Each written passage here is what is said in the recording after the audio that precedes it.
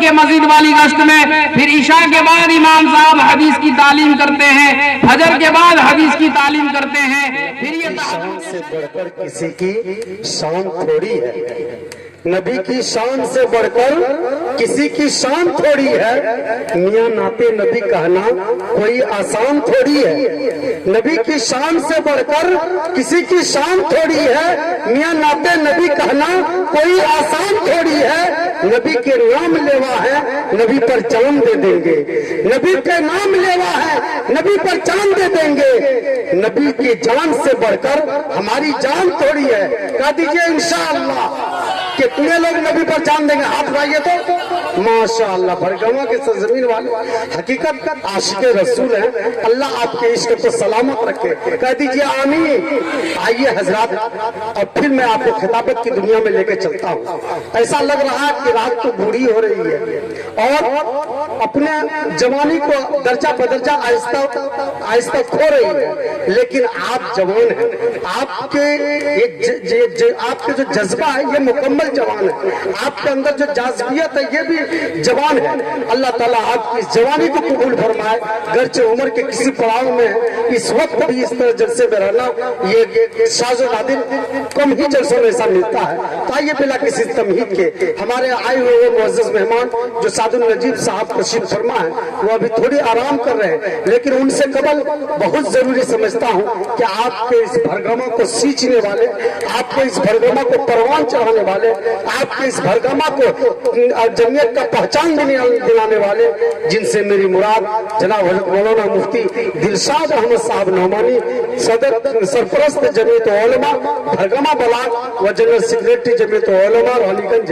मैं हजरत वाला से दरखास्त करूंगा, इस शेर के साथ दरखास्त करूंगा कि साकी पिला दे कोई शराब ऐसी खुशगवार, साकी पिला दे कोई शराब ऐसी खुशगवार, हम पी ले और देखने वालों को खुमार। जनाब हज़रत मौलाना मुफ्ती दिलशाद अहमद साहब नौमानी अपने नाम से हना खिताब के साथ। अल्हम्दुलिल्लाह नहमदुहु व नस्तईनुहु व नस्तगफिरुहु व नु'मिनु बिही व नतवक्कलु अलैहि व नऊज़ु बिल्लाहि मिन शुरूरि अनफुसिना व मिन सय्यिआति अमालिना व नशहदु अन्न सय्यिदना व मौलाना मुहम्मदन अब्दुहु व रसूलुहु। अल्लाहुम्मा सल्लि अला सय्यिदिना मुहम्मद फी अव्वलि कलामिना। अल्लाहुम्मा सल्लि अला सय्यिदिना मुहम्मद फी औसति कलामिना। अल्लाहुम्मा सल्लि अला सय्यिदिना मुहम्मद फी आखिरि कलामिना। सल्लल्लाहु तआला अला खैरि खल्क़िही व अला आलिही व अस्हाबिही व अज़वाजिही व ज़ुर्रिय्यातिही व अहलि बैतिही अजमईन। अम्मा बाद, फ़क़द क़ाल अल्लाहु तबारक व तआला फ़िल क़ुरआनिल करीम वल फ़ुरक़ानिल हमीद। फ़अऊज़ु बिल्लाहि मिनश शैतानिर रजीम। बिस्मिल्लाहिर रहमानिर रहीम। इन्नल्लाह यअमुरु बिल अदलि वल इहसानि व ईताइ दिल क़ुरबा व यनहा अनिल फ़हशाइ वल मुनकरि वल बग़य यइदुकुम लअल्लकुम तज़क्करून। सदक़ल्लाहुल अज़ीम। अज़ीज़ान गिरामी, बुज़ुर्गान मोहतरम और भरगमा बलाक व रानीगंज बलाक व नरपतगंज बलाक से आए हुए मुअज़्ज़ज़ सामीन हज़रात और स्टेज पर तशरीफ़ फरमा मौक़र हज़रात उलमाए किराम और हमारे इस इजलास के सदर मोहतरम हज़रत मौलाना मुफ्ती अतहरुल क़ासिमी साहब दामत बरकातुहुम। हज़रात, बरगमा ब्लॉक के तमाम अराकीन जमीयत उलमा और खुसूसन इस ब्लॉक के तमाम बाशिंदगान और खुसूसन इस मोहल्ले के तमाम बाशिंदगान और नौजवान और रज़ाकारान बहुत ही काबिल मुबारकबाद हैं कि इन्होंने जमीयत उलमा के बैनर तले एक इजलास मुनाकिद किया और बड़े बड़े अकाबिर उलमाए किराम को बुलाया और उनके शायाने शान इस्तकबाल करने की कोशिश किया और किया। हज़रात गिरामी, मैंने आपके सामने एक बहुत मशहूर आयत तिलावत किया है। मैं आप हजरात से एक गुजारिश करूंगा कि अरबी का एक शेर है, लैसल जमालु बि अस्वाबिन तुज़य्यिनुना इन्नल जमाल जमालल इल्मी वल अदब, कि खूबसूरती ये नहीं है कि अच्छे अच्छे कपड़े पहन लेना, ये खूबसूरती नहीं है। खूबसूरती ये है कि इंसान के अंदर इल्म और अदब हो। उलमाए किराम बैठ के बयान कर रहे हैं। इसके ज़िम्न में एक इदारे की बुनियाद रखी जा रही है, मदरसा मंबउल उलूम। असल प्रोग्राम जमीयत उलमा का है और जमीयत उलमा के ताल्लुक से मौलाना ईसा साहब नोमानी के ज़बानी और हजरत मौलाना मुफ्ती अतहरुल कासमी साहब की ज़बानी आपने बहुत कुछ सुन लिया है। जमीयत उलमा क्या है और हम लोगों को इसका क्यों मिंबर बनना चाहिए, वो सारी चीजें आ गई है। अब यह है कि जमीयत उलमा के तमाम ब्लॉक के जिम्मेदारों के पास मिंबर की रसीद है जिसकी फीस 10 रुपया है। उसमें हर आकिल बालिग मर्द औरत मिंबर बन सकते हैं 10 रुपया दे करके। उसमें पूरा मोबाइल नंबर, गांव का नाम, वार्ड नंबर, पंचायत का नाम, ब्लॉक का नाम, डिस्ट्रिक्ट का नाम सब उसमें लिखा जाएगा और एक कापी यहाँ से डिस्ट्रिक्ट जाएगा अररिया, फिर वहां से अररिया से पटना जाएगा, फिर पटना से दिल्ली के हेड ब्रांच हेड ऑफिस में जमा रहेगा और जब जरूरत महसूस की जाएगी तब आपको याद किया जाएगा। एक दूसरी हिकमत आपको बतलाते हैं। आपने हजरत मौलाना मुफ्ती साहब की ज़बानी और मौलाना ईसा साहब की ज़बानी जमीयत उलमा की तारीख 1919 में इसकी बुनियाद पड़ी है, 23 मई 1919।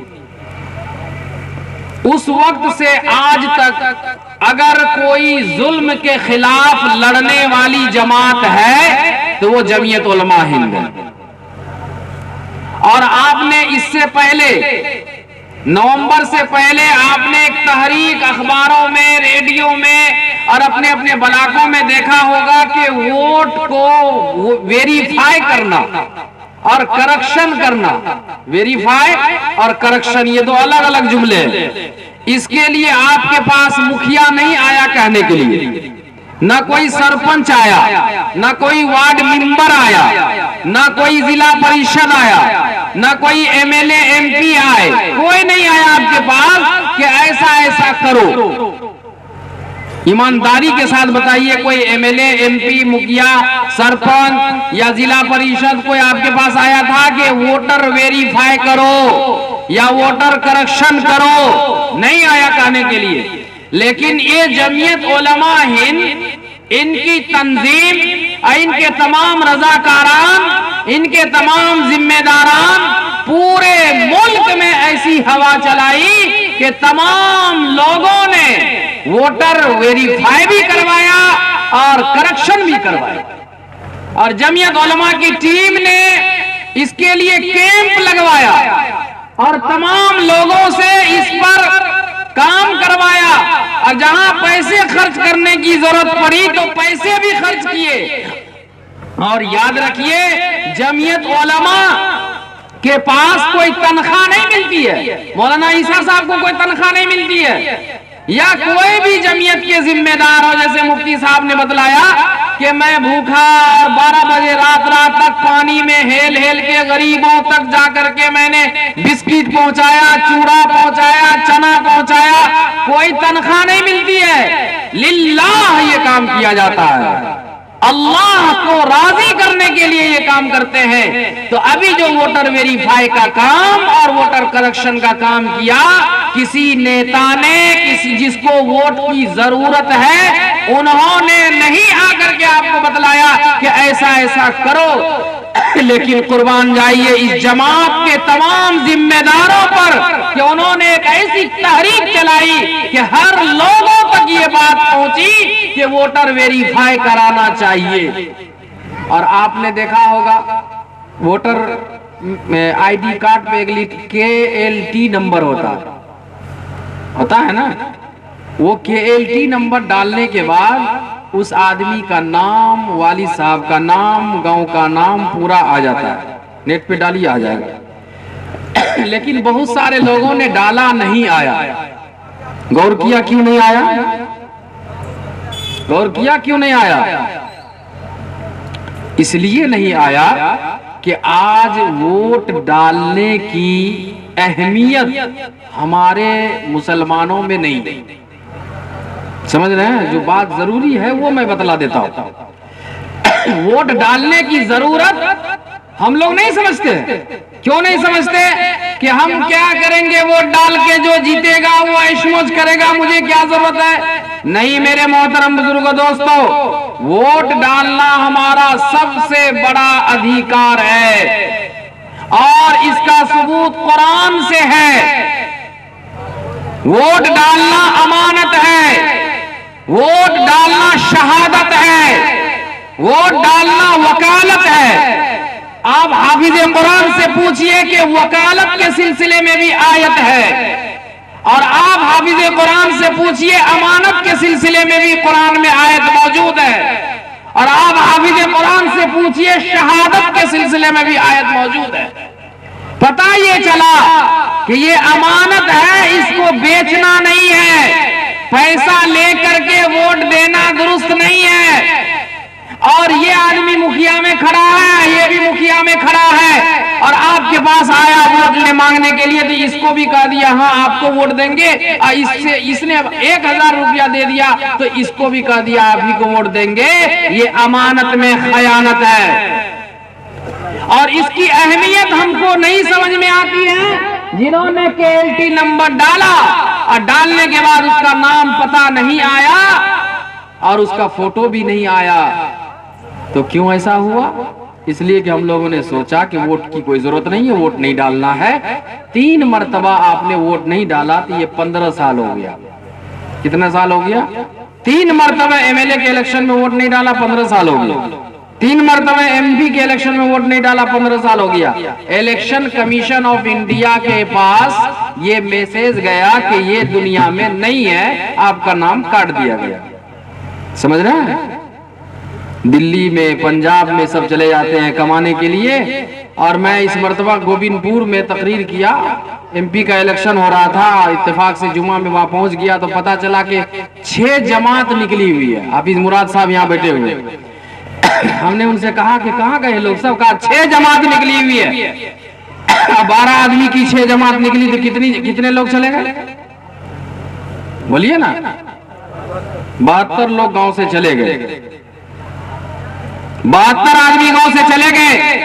तो ये वोट 3 मर्तबा न डालने की वजह से हमारा KLT नंबर डालने के बाद फोटो नहीं आता है, नाम नहीं आता है, बाप का नाम नहीं आता है, गांव का नाम नहीं आता है। हम ये समझते हैं कि किसी ने हमारा नाम काट दिया है। नहीं, हम लोग इसकी अहमियत को समझें, और इस अहमियत को समझाने के लिए ये जमीयत उलमा ने वोटर वेरीफाई और वोटर करेक्शन का पूरे मुल्क में ऐसी हवा चलाई कि सब लोगों ने ये काम किया, और कोई नेता आपके पास कहने के लिए नहीं आया। जिसको वोट की जरूरत पड़ेगी, जब जरूरत पड़ेगी उसी वक्त वो आपके पास आएंगे वोट मांगने के लिए। लेकिन कुर्बान जाइए जमीयत उलमा हिंद की कारकर्दगी पर और इनकी हिकमत व दानाई पर कि ये हर वक्त आपके वोट को बचाने की फिक्र किया कि कहीं हमारे देशवासियों का वोटर लिस्ट से वोट कट न जाए, छट न जाए, इसके लिए एक तहरीक चलाया। तो जमीयत उलमा की खिदमत के लिए यही काफी हम सब लोग है कि नहीं? बोलिए, कोई आया आपके पास ऐसा कहने के लिए? तो इसलिए सबको मेंबर बनना चाहिए कि नहीं बनना चाहिए? बोलिए। 10 रुपया कोई बड़ी चीज है? 10 रुपया कोई बड़ी चीज नहीं है। 10 रुपया दे करके वो भी 3 साल में एक बार लगेगा। 10 रुपया 3 साल में एक बार। उसके बाद फिर जब मेंबर साजी का मुहिम चलेगा तो फिर जो मुतय्यन होगा दफ्तर हेड ऑफिस की तरफ से, वो पहले 2 रुपया था, इस साल 10 रुपया किया गया। सिर्फ इस साल 10 रुपया किया गया है। तो इसलिए मेरे मोहतरम बुजुर्गों, दोस्तों, ब्लॉक सेक्रेटरी के पास आपके पूरे भरगमा ब्लॉक के लिए फार्म और रसीद पहुंच चुका है। हर आदमी इनसे राब्ता करके अपने औरतों को भी, जिसकी उम्र 15 साल हो चुकी है, चाहे वो मर्द हो या औरत, लड़का हो या लड़की, 15 साल की उम्र हो चुकी है, उसको जमीयत उलमा का मेंबर बनाना है। बनाएंगे इंशाअल्लाह सब आदमी। अब आइए आयत पर। मैंने आपके सामने एक आयत तिलावत किया, बहुत मशहूर आयत है, लेकिन अफसोस की बात है कि इतनी मशहूर आयत को भी आज तक हमने नहीं समझा, अन्ना समझने की कोशिश किया। लोग दुनिया को कमाने की, दुनिया को हासिल करने की, डॉक्टर बनते हैं तो कितनी मेहनत के साथ बनते हैं, इंजीनियर बनते हैं तो कितनी मेहनत करते हैं, प्रोफेसर बनते हैं कितनी मेहनत, अदना से एक टेलर मास्टर जो बनते हैं तो उसके लिए भी मेहनत करनी पड़ती है। और आज हम लोगों ने कुरान को इतना आसान समझ लिया, लगता ही नहीं है कि कुरान की भी कुछ जिम्मेदारी हमारे ऊपर है। क्या कुरान सिर्फ तावीज बनाने के लिए? क्या कुरान सिर्फ मुर्दों पर पढ़ने के लिए? क्या कुरान सिर्फ तेल और पानी पर दम करने के लिए?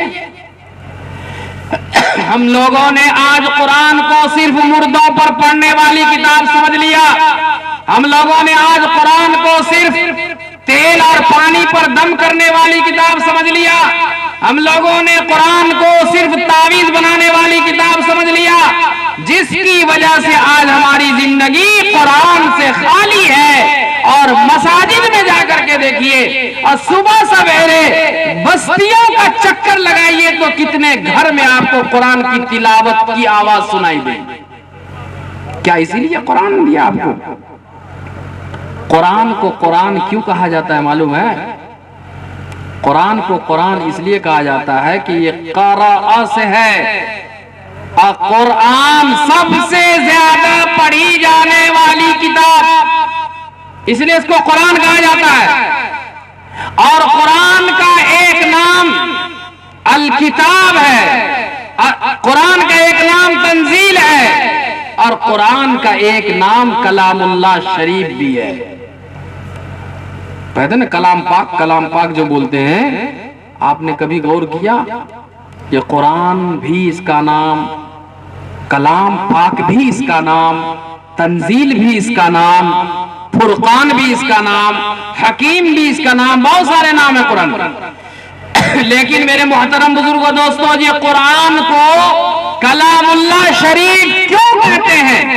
आज तक हमने गौर नहीं किया कि कुरान को कलामुल्लाह शरीफ क्यों कहते हैं। कुरान को कलामुल्लाह शरीफ भी कहते हैं और किताबुल्लाह शरीफ भी कहते हैं, दोनों में क्या फर्क है? दुनिया में जितनी भी किताबें आई है सब के सब किताबुल्लाह है, लेकिन कलामुल्लाह नहीं है। तौरेत किताबुल्लाह है, कलामुल्लाह नहीं है। ज़बूर किताबुल्लाह है, कलामुल्लाह नहीं है।